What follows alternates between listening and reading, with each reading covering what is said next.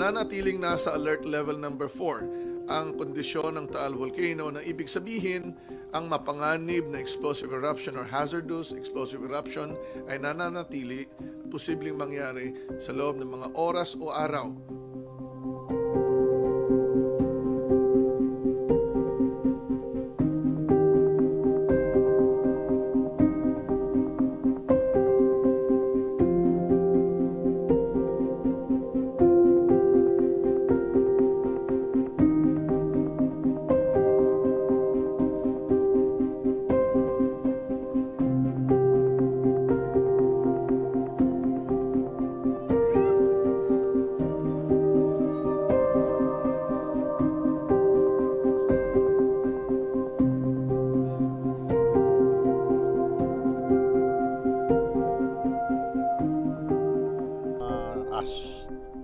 Kung saan nakakuha ng hangin, doon napunta.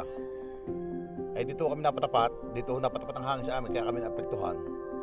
Pati yung aming paghahanap buhay, pati picnic grove, itong aming lugar ito na saraduhan. Ito yung matagal na linisin pa, kaya nakakaawa itong aming mga syota, itong mga naghanap, ang kinabubuhay.